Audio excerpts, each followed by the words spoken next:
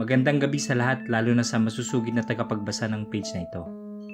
Sana'y mapansin ang aking kwento upang kahit paano'y mabawasan ang pigating hanggang ngayon ay nararamdaman ko. Gusto ko lang ibahagi ang totoong kwento ng buhay ko, pero hindi ko naman ipinipilit na paniwalaan ito. Ang kwentong ito ay nangyari way back 1997 at naibalita na rin sa ilang pahayagan. 2 dekada na nakaraan pero nananatiling buhay pa rin sa aking alaala at lalo pang pinapanariwa ng panahon. Ako si Marco, tubong Isabela at edad 40 anyos na ngayon. Hindi naman siguro masama kung ang tulad kong may edad nang magbabahagi pa rin ng kwento. Ako ay may kasintahan noon, si Almira, tubong Zamboanga naman. Nagkakalala kami dito sa Maynila dahil naging mag-schoolmate kami sa pinapasukang kolehiyo. Mabait si Almira, simple lang pero natural ang angking ganda. Naging masaya ang aming relasyon. Marami na nga kaming plano sa buhay na magkasama. Tumagal kami ng halos 3 taon. Akala ko nga siya na talaga makakasama ko habang buhay. Pero nagkamali ako. Dumating ang malaking trahedya sa buhay ko. Summer vacation nang yayain ako ni Almira na umuwi sa kanila sa Zamboanga. Gusto kasi niyang doon gugulin ang 1 buwan naming bakasyon bago muling magpatuloy sa huling taon namin sa kolehiyo. Dahil nga sa mahal na mahal ko siya, tagli naman akong pumayag. Sa madaling sabi, agad kaming lumipad lula ng eroplano papunta sa kanila. Maayos naman akong tinanggap ng kanyang mga magulang at mga kapatid. Naging masaya ang bakasyon namin. Pauwi na kami noon sa Maynila nang biglang umulan ng sobrang lakas. Dahil sa agad na pag-apon ng mga ilog sa tulay ay nahirapan kaming sumakay papunta sa Zamboanga International Airport. Inaabot na kami ng gabi sa paghihintay ng masasakyan. Nanlulumong naisipan na lang naming bumalik sa kanilang bahay. Total ay nakansila na rin ang mga aming flight. Agad akong nakiusap sa ilang mga taxi driver na ihatid kami pabalik kila Almira. Ngunit lahat sila ay hindi pumayag dahil sa pangamba. Gabi na raw at delikado na sa daan, lalo na't nagkalat ang mga bandido sa lugar. Nawawala na kami noon ng pag-asa nang may biglang lumapit na lalaki sa amin. Nagboboluntaryong ihahatid daw kami. Nakasakay na kami noon sa taxi nang maramdaman kong kakaiba ang ikinikilos ng driver.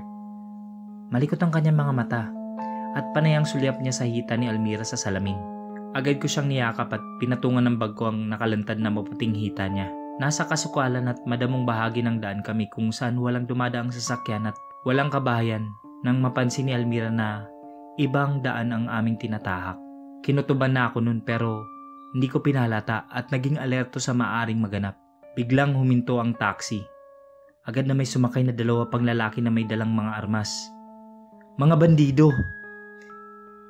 Isang modus ang napasok namin. Hindi na kami nakapalag sa bilis ng mga pangyayari.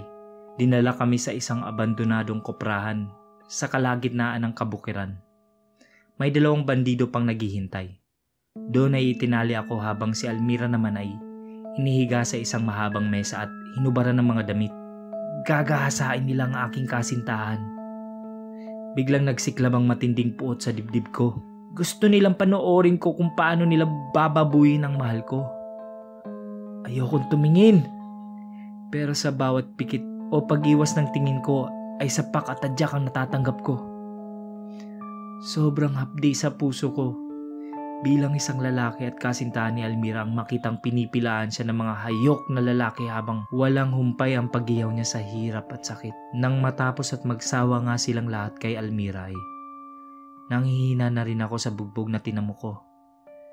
Narinig ko na lang na balak na nila kaming patayin matapos malimas ang mahalagang gamit at pera namin. Si Almira ang una nilang binalingan.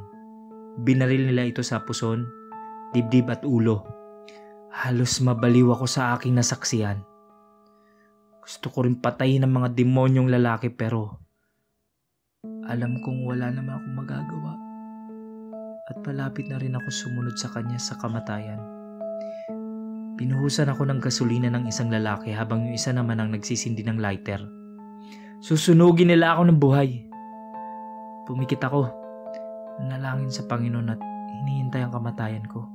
Ngunit, laking gulat naming lahat nang may marinig kaming mga putok at baril at patrolya. Mga pulis! Dahil sa pagkataranta, hindi na nila natuloy ang balak nilang pagsunog sa akin. Nagsipulasan na sila. Pero bago yun ay pinaputukan muna ako ng isa. Daplis lang yun pero nag-iwan ng marka sa aking tagiliran. Nakasurvive ako pero si Almira ay hindi. Namatay siya dahil sa tinamong 3 tama ng bala. Sobrang sakit. Sana namatay na lang ako. Hindi nahuli ang mga bandido. Dahil wala rin naman silang pagkakakilanlan. Balita ko ay may nagmagandang loob lang na tumawag sa mga pulis at nakakita sa amin sa pagsakay sa taxi ng mga sospek. Dahil siguro sa takot ay hindi ito nagpakilala at tanging tip lang kung saan kami biniyag ang sinabi nito. Hindi pa naman uso ang mga CCTV noon, lalo na sa probinsya kaya mahirap talagang matukoy ang mga kriminal. Huling gabi ng burol ni Almira nang mapanaginipan ko siya. Malungkot ang mukha niya at maputla. Sinabi niyang igaganti niya ang sinapit naming dalawa sa kamay ng mga bandido. Muling nasundan ng mga panaginip kung ganun lagi ang laman sa nakalipas na 2 linggo. Malungkot ang mukha niya habang paulit-ulit na sinasambit na maghihiganti siya. Nakabalik na ako nun sa Maynila upang magpatuloy sa kolehiyo nang muli akong bangungutin. Isang kalunos-lunos na car accident ang sinapit ng 2 lalaki. Turog ang mga bungo. Biglang lumitaw sa aking panaginip si Almira. Nakangiting nakatingin sa 2 lalaki. Doon luminaw sa isip ko na ang driver ng taxi at isang bandido ang 2 wala ng buhay. Bigla ako nagising. Pawis na pawis, pero ramdam kong may kung anong gumaan sa kalooban ko. Nasundan pa ang mga ganong panaginip ko.